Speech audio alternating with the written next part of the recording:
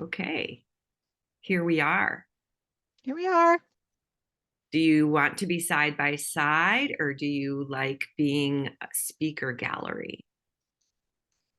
Doesn't matter. Okay, well, here we are then. I am Deborah Leanne, and I just want to say good morning. This is our morning musings with Suzanne Joy. Morning. And our topic today, this is something that's pretty close to you because of where it lands in your chart. But I think that we'll all be able to relate because failure, man, it's kind of a human thing. So would you please introduce our topic? Sure. Today we are playing in Gene Key 32, which is from Gene Keys written by Richard Rudd.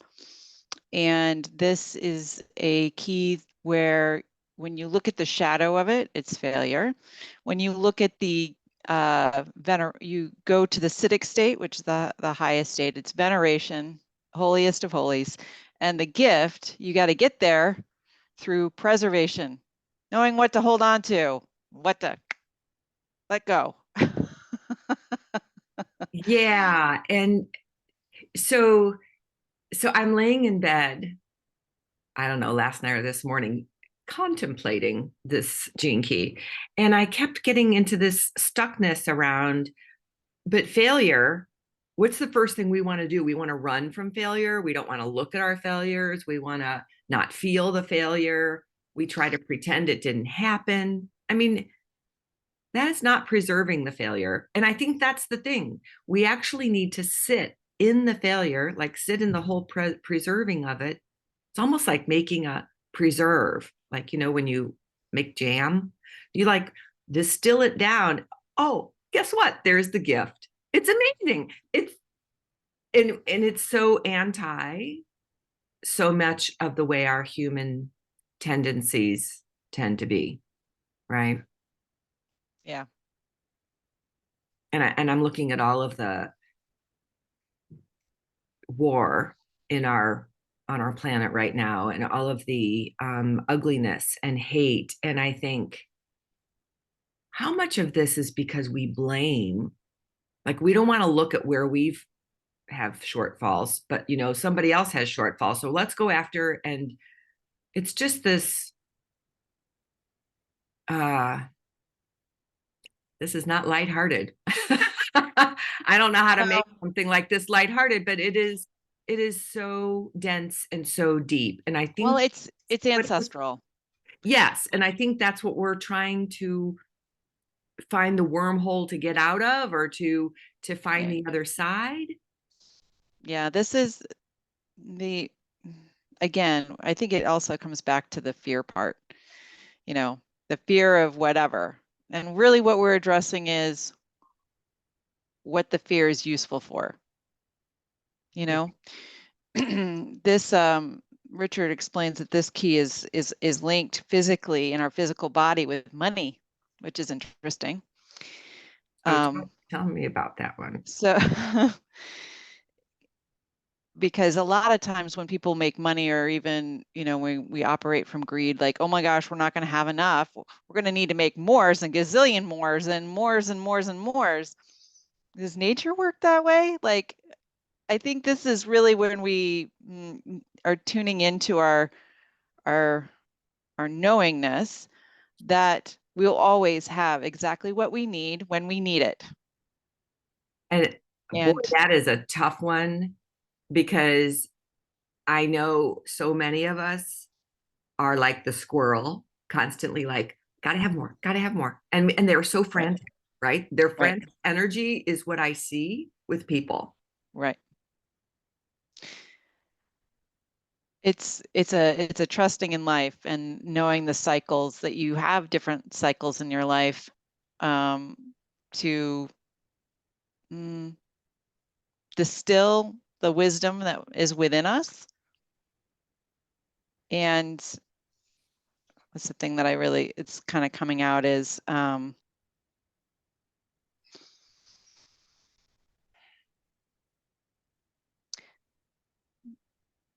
when you get to that point of letting go of that fear, it's you're not you're not in a reactionary state anymore. You get to a It's not letting place, go of the fear. What would you say? Letting go of the constriction that the fear tends to generate in our bodies, right? And right? emotions. So it's the softening or the opening into the fear almost, if that makes sense. Is that what? Right. Yeah. And then Yeah, what happens? it's it's that surrender. Ah, And when we recognize that it's a greater pattern beyond us, and that we can acknowledge that it's a part of all of us, mm, we can relinquish our ourselves. And part of it too, um, I'm not words are not coming to me this morning, so please forgive me. Um, Failure sometimes happens when we think about, as a species, human species, that is, we would, if we failed, it meant death. Okay. So like we had to work together in order to survive, because if we typically went off on our own, we would be cut off from all the resources from other people, and we'd end up gone. Well, we don't exactly have those same patterns per se, but we do. It's still linked with fear of dying, fear of right. money, No, fear of right. not having enough, fear of not surviving. So I guess I am learning more about what does failure really look like. Yeah. I mean, Yeah. and believe me, from somebody who um has been dancing with that perfection, not the divine perfection, the human idea of perfection for so many decades. I just every time I something would like I would send out an email or I would post something and it had a an error in it, I'd be like, oh my God. I mean, it was like this, like I'm going to die because the world is going to see me that way, not giving you enough credit that you already see me however you see me, and that typo most people won't even notice, but in my mind it was like so almost debilitating, especially if I made a big mistake in front of a lot of people, like in a training or something. I would mull that over sometimes for weeks, and I thought, this is this is really taking a toll, and I don't know what it finally ever would be that would just finally say, let it go. Yeah. No, and then I start wanting to sing the song from that movie, Let It Right. Go. So, but but I mean, I'd be like, really? You're gonna hold on to this one? It's like it becomes the hunchback. It like it starts like crippling us over. Mm-hmm. So so yes, it's we have defined failure as meaning that we don't have value. Like it takes away from our value. You were starting to talk about money. Yeah. I want to look at the repressive nature that he talks about. Yeah, I want to hear about Repressive, yeah, the repressive nature is the fundamentalist. It's that extreme form of conservatism where people are literally choking themselves physically, emotionally, and financially because they got to hold on to their belief system so tight that. Yeah. that it can contract the energy. Um, Yeah. and energy, contraction, I mean, it serves its purpose, but it's got to be released. Um, but he says, such communities, groupings, or cults can easily become paranoid about the rest of the world, and usually only a matter of time before they die out because they literally choke themselves into because of their faith being so tight, Tight. tightly wound. Whereas the reactive nature, opposite town, is disjointed. It doesn't really sense any type of community. It's and it loses its all sense of continuity in life. Like it doesn't believe in cycles. It's just you're like angry, you lash out because you feel like you're alone. And it's like you lose touch with your pattern and your flow in life. And it says every decision we take in life either connects us to something greater than ourselves, or it cuts us off from our true and vital inheritance, leaving us feeling solid, isolated and alone, because they are just angry and pushing against and all over the place. It reminds me of somebody that would be like a suicide. I mean, like that would go in and like with an assault weapon and Right. kill people because Because they're not, yeah, they don't see any other way out of the world. right. Wow. Yeah. So I don't think, thankfully, I don't believe that I'm in that extreme. But I will say, Reactive or repressive? uh, either I think more often I would say as I was growing up, I was a little bit more fundamental. Um, Were only you kind of a because, rules-based person? yes, and I wanted to fall in line with everybody else. Yeah. Those You know, there is a lot of that. I call it the good girl syndrome, where we right. were taught to do things and boy, did we do things the right way. And let's make sure everybody else does things the right way. We would have been really Oh good yeah. school marms back in the day, you know? Yeah, I kind of was raised that way. So um unschooling now. We'll move towards the gift aspect. And what's really interesting when I look at the gift aspect, it's really you know, it's moving beyond any kind of selfishness and knowing as a human being what we really want to keep alive. What do we want to really preserve and move forward in our evolution? Yeah. What's the most critical and what's the most essential? And for me, it's really been about family and love and connection. And I'm recognizing now that family to me also is meaning something even greater, not just my intimate family, But the fractal spiritual but family, the soul my family. spiritual family. And let's be honest here, like we have a global family. Absolutely. And so, it's not just this uh what is it called? Nuclear family, like Yeah. your Hmm. intimate, Hmm. first it's how you can And show up. biological family, it's beyond. Hmm. Right. And I have a question about um like this is when we are operating from preservation standpoint, we want to also like I'm one of the things that came up for me, especially over this past weekend, which was the big family wedding thing, um, is I kept declaring to myself and to a few other people that this was the opportunity to break the ancestral uh, patterns that my great grandmother and my grandmother and my mother and I had all started of being married and divorced with two children.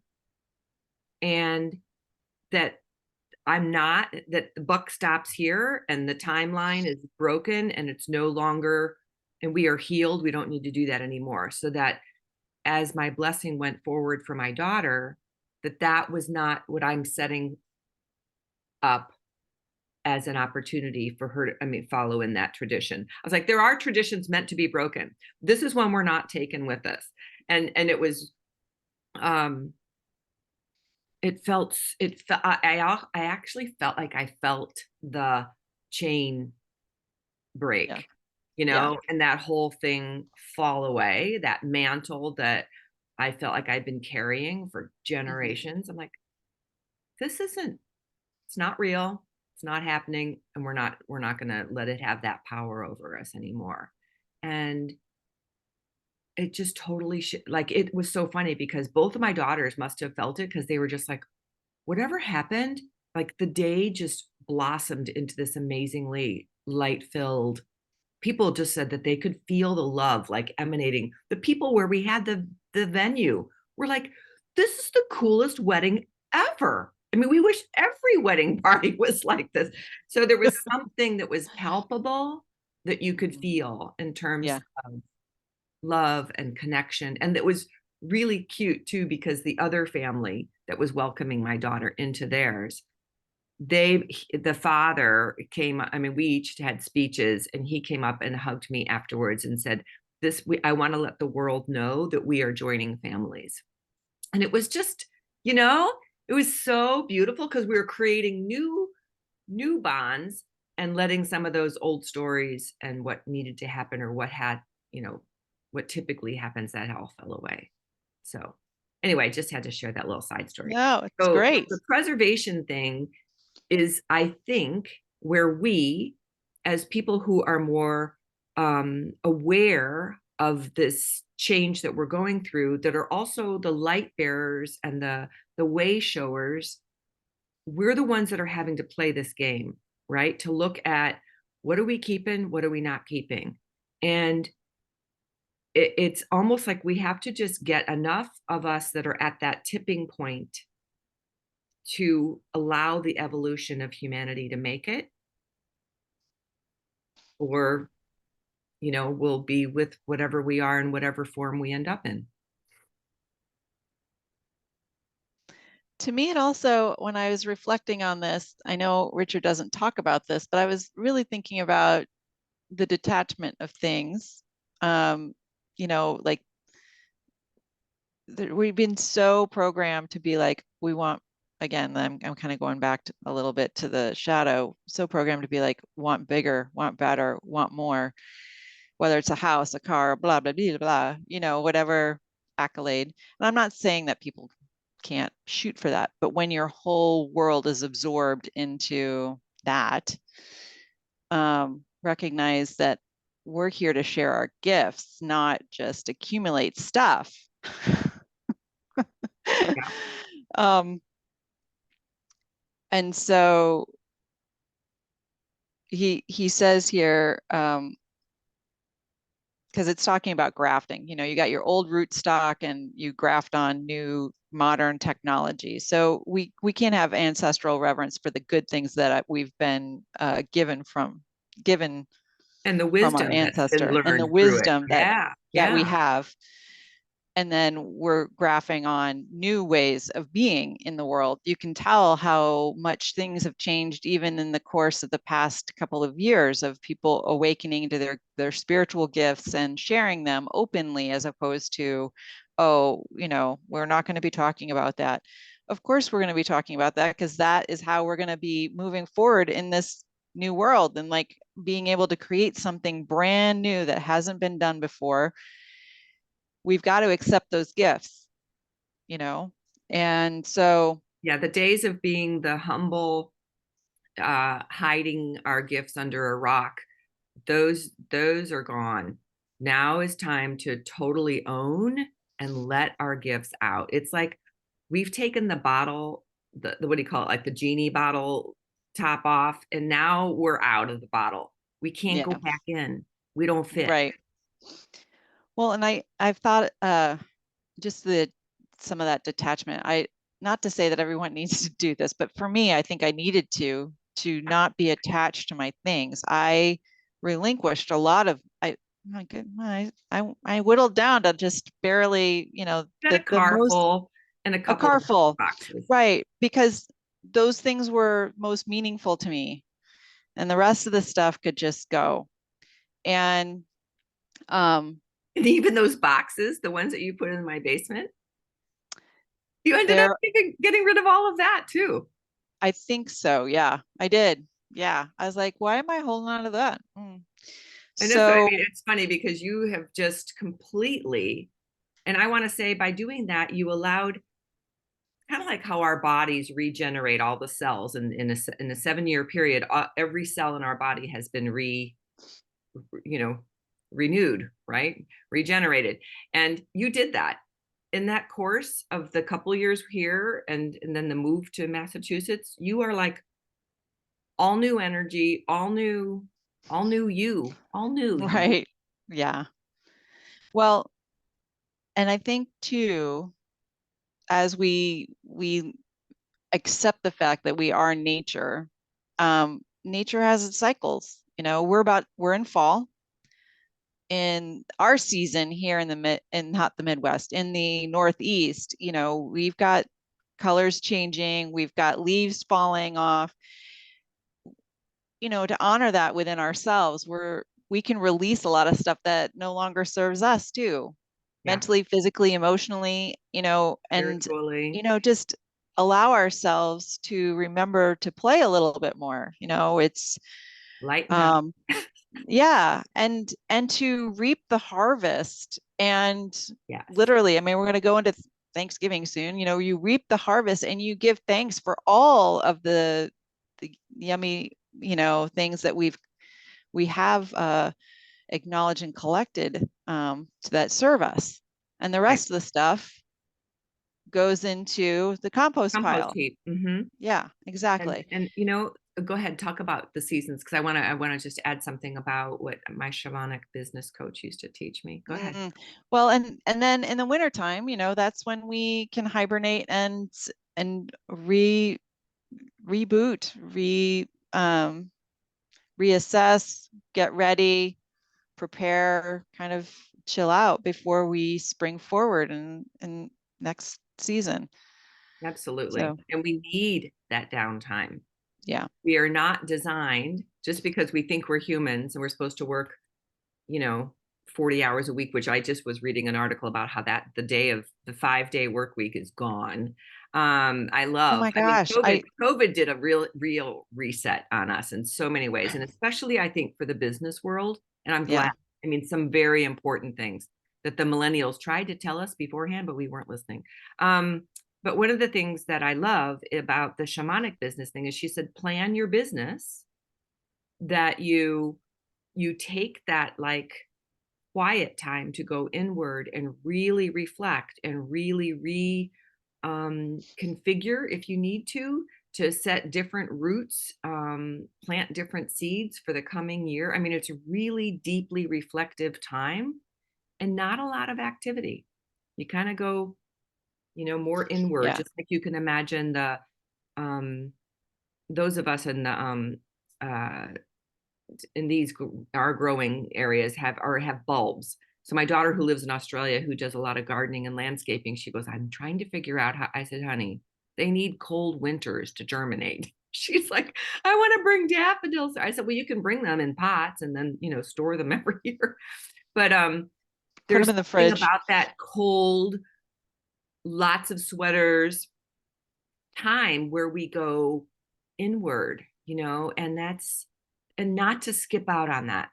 And this is Right. what a lot of people do during the holidays is they go into hyper mode to get everything done for all of the craziness of the holidays where I've kind of checked out and I go on sabbatical and I've been doing that now for about 5 years where the month of December is like, I'm not available for anything.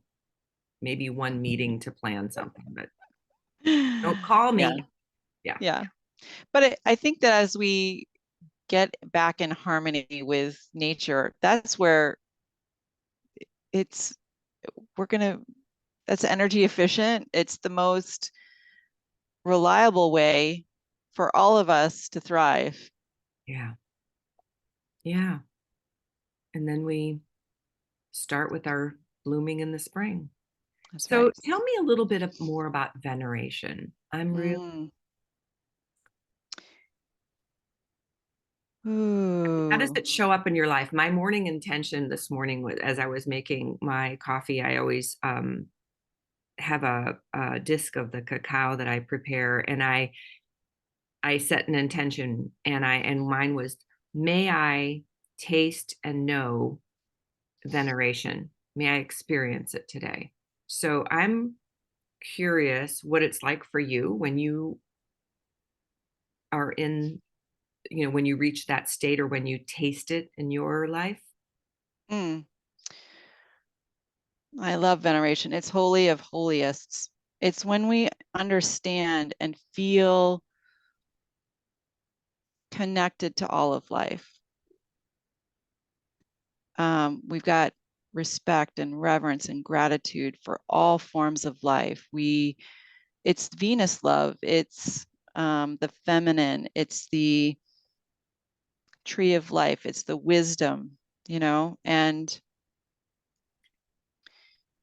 Is it like feeling awe it's or that wonder. interconnected? Yeah. So that Yeah, interconnect, it's like, oh my God, like there's been times when in a beautiful sunrise, for example, right. where I say, aren't you beautiful? And it's almost like, yes, I'm just reflecting you. It's like there's this exchange that goes on. And I'm like it's that just, oh, I got chills just even thinking about Yeah, it. I mean, for those kind of moments, is that like veneration? I think so. I'm still playing around with veneration, but I think it's in our DNA. I mean, it's our divine consciousness. Um, And what our I like, he design, says, yeah. he says, veneration's about feeling both tiny and huge at the same time. It's the micro and the macro, and seeing all of it and recognizing you are a piece of it. And what is wonderful about this is, and your whole system can just relax when you understand your place in the whole picture. That is stunning.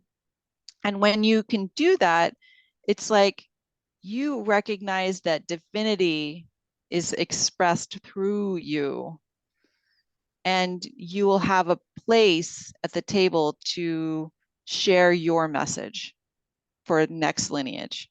Oh my gosh. Yes. And veneration is not like, you know completely checking out. It's the spiral ladder. We're constantly learning and growing. So And that's the thing um is like, can you be in the citic state of veneration and be in the midst of discovering the beauty of a failure? I mean, like, is it attached that closely to the human foibleness that we are?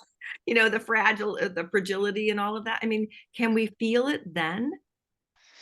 that would that's I guess that's one of the things I'm playing with. um Because that to me looks like I integral, where you're Yes. standing above it and you're like, I'm still grounded. My feet Right. are in the failure. My Right. heart is in the appreciation of that and learning the preservation, but Yeah. I can still be in my wholeness. That's the integral part, right? Where we are fully integrating this full experience. The whole embodiment. Yeah. Yeah. Okay. And That so helps what me to I think because I'm like, I always think it has to be separate from the. Yeah, this, and like I said, this is like the tree of life kind of imagery, That is perfect. That really, right? the grounding with the we use that a lot in my work is the roots. We don't cut those off. No. They're part of what nourish the tree, which give us the fruit. So, and the roots are the failures, right? It's that Yeah. operating failure. But how does that become the nutrients for the strength of that trunk so that the branches can bear fruit? Ooh, I love that. uh Richard says, eventually, no matter what is before you, you will see all you will see is the self, the Atman, the divine being, perfectly playing and weaving and evolving right before your very eyes. So you get to see all of it interacting. And one of the things he talks about in this part of the book is that it's all connected to water, because water holds the memory, it holds the DNA. And so we are constantly evolving our consciousness through water.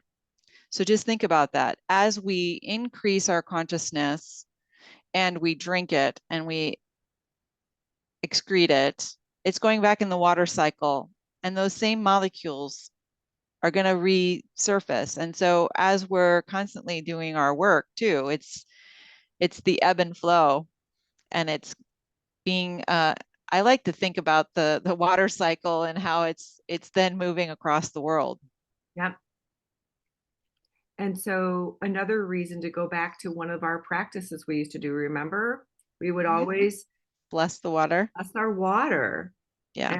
and then drink that blessing, or put our intentions into the water and then drink that, or our dreams, or our, like, to taste veneration today. Here we go. Thank you, water. Hmm. Nourishment of life. Yum. It also tastes better. I swear my water tastes better. Put a blessing in it. So else do we want to share before we close today? Because this is such a deep, yet, I mean, each of the gene keys has this same process, but this one feels, I don't know why this one feels so close to home, but Yeah, I it's think such a huge that, thing. And I feel like right now, if we were to look at humanity and somebody from another planet were looking at us, they might say, those humans, they might be on a path to destruction, or they are on a path to destruction. And how do we go, maybe, and even if that is what's going on, how do I still be me in this? How do I still shine my light? How do I still allow the consciousness to continue to grow through me, yeah.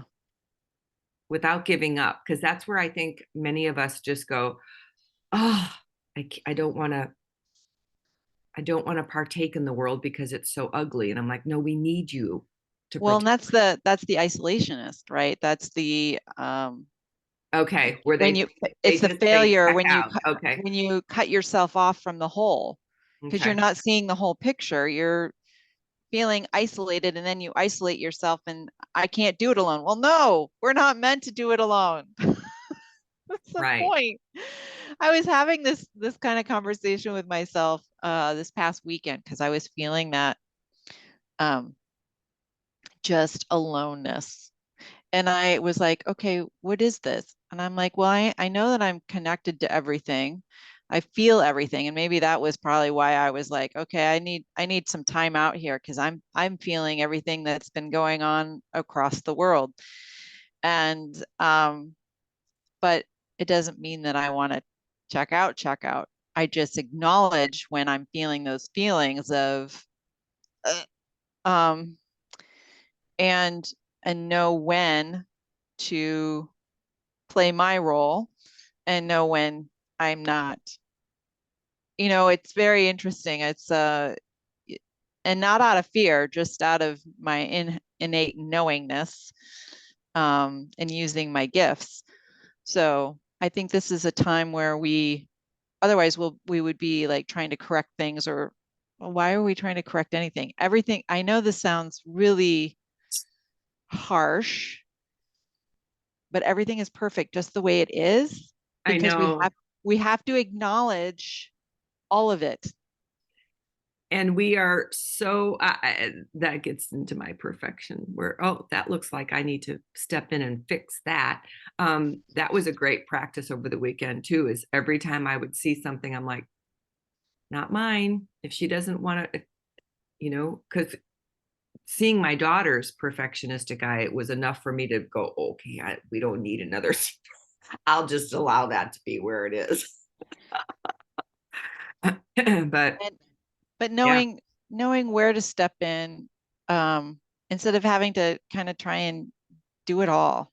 yeah. And you know what I found is it was a full-time job just to stand there and just love, you know, love myself, love what was happening, love her, love everything as it was unfolding. And that was my job. We talked last week about being a lighthouse, and I've been like, that's my role. I might be mother of the bride, but I'm also just Job number one. yeah. Show up for yourself and show up for others. Love. Yeah. And that was a Yeah. full-time job. There's no fixing after that. There's no way to do that. Um, so any final closing like practices, or we I think the embodiment thing of seeing your feet can be hanging out in that shadow going, yep, I own it. That's that's what this failure feels like. And then allowing it to get up to the heart space where we can just, and what do I want to learn from this? And what do I want to preserve from this experience? Where's the wisdom? Where's the love? And then taking it up into that integral space of, I am the tree of life. Mm-hmm. And how do I bring forth the fruits of this experience? Yeah. I think that tree of life imagery is really good because it embodies all of it. It embodies earth, air, water, and fire. Yes. It's pretty Yes. amazing. all And all the directions and our body, mind, heart, soul. I mean, it's all of the interconnectedness of it all. uh, yeah, and you can see the different layers. um, and I I was just want to point out, if somebody's into this kind of stuff, there's a movie on Amazon right now that's called Interstellar, where they get into the place where uh, first of all, time is so irrelevant because they're in a black hole, which is so fantastic. And so the beings that operate from within the black hole are trying to teach these humans what's going on. So they create a construct to show time, which is moving in these structures, because they like, we don't know how to think in 5D. So we're going to show you how we are operating in a 3D structure. And it was fascinating to me. I thought about you and I going, how do we support people that are 3D in a 5D world? And as we move that, as we make that transition. Anyway, it was very cool to see how these beings were trying to teach humans how they operate and how we could also operate. It was fascinating. Anyway, um, I'm sorry, I keep interrupting. What did you it's no, it's have? Did you have closing words?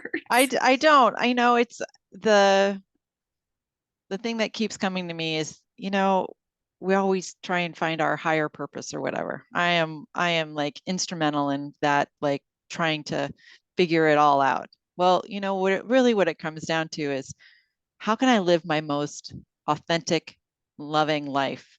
How can I live well? I And loved that. Thank you for bringing that forward. How can I live well? in my, vibrancy. Yeah. My And that's holiness, right? my wholeness. So this is mind, body, and spirit.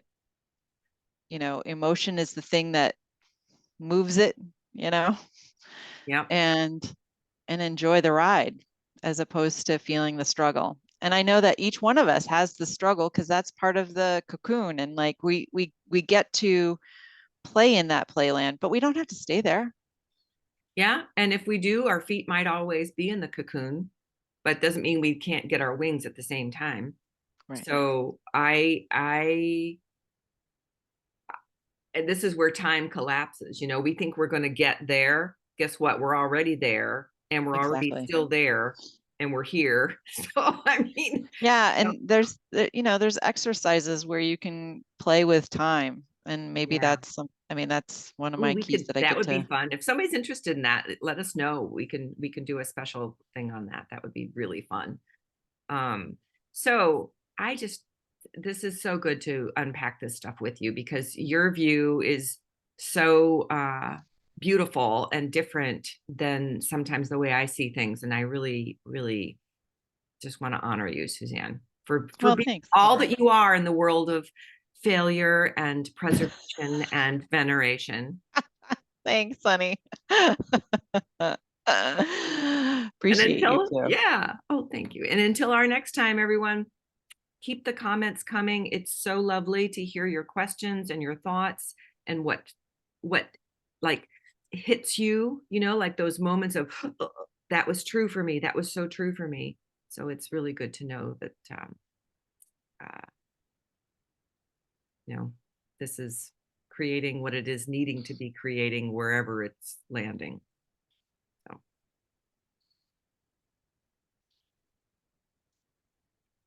till our next time.